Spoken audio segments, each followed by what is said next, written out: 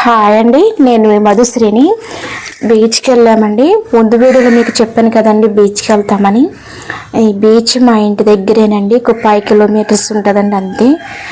ఆ బీచ్ చర్చ్లో జరిగేవన్నీ కూడా మాకు వినిపిస్తుంటాయి మైక్లో. ఈ చర్చ్కి వెళ్ళడం నేనైతే 2 టైమ్స్ అండి. మ్యారేజ్ కొత్తలో వెళ్ళాను, మళ్ళీ ఇప్పుడు వెళ్ళాను. పైకి వెళ్తున్నామండి. మేమైతే పైకి వెళ్ళి చూస్తే కింద సముద్రం, చెట్లు చాలా బాగా కనిపిస్తుంది ఇక్కడ నుండి చూస్తే. మా అబ్బాయి వారికి వెళ్ళిపోతుంటే నాకు వాడితో భయం వేసి గమ్ముని పిల్లని పట్టుకునేదాన్ని. బాగా 5 స్టార్ కదా, కళ్ళు తిరుగుతాయేమో అని కొంచెం భయం. ఇక్కడ ఏమంటారో నాకు అంతగా తెలియట్లేదు. దేవుడు చూసారండి ఎలా చక్కగా వేస్తారు కదా బొమ్మలు, ఏమన్నాలో నాకు అంతగా తెలియట్లేదు.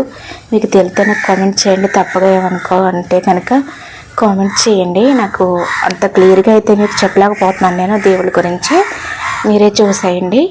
కిందకి వచ్చేసామండి. కిందకి వచ్చిన తర్వాత మీకు చూపిస్తారు, చూసి ఎలా ఉంటుందండి చర్చ్ వచ్చి. చాలా బాగుందండి. నాకైతే అసలు ఇంటికి రావాలనిపించలేదు, అంత బాగుంది. ఇవన్నీ కూడానండి మీకు ముందు చెప్పాను కదా నేను, ఇవన్నీ కూడా చక్కగా ఉన్నాయి. నేను చూసారండి అక్కడ అంటే క్యాండిల్ వెలిగించి మన మనసులో అనుకుంటే మంచి జరుగుతుంది అంటండి.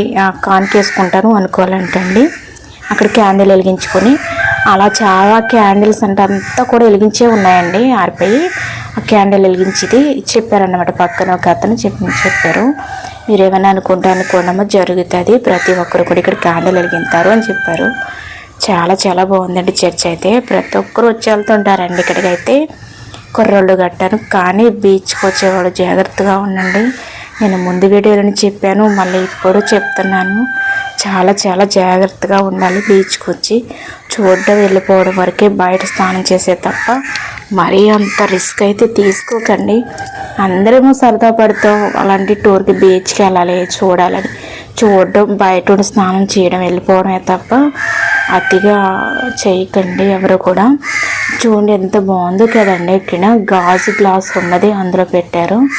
దేవుని అయితే ఒక్కొక్క మెట్లు ఎక్కేటప్పుడు మనం అక్కడైతే ఒక్కొక్క రకంగా ఉంది.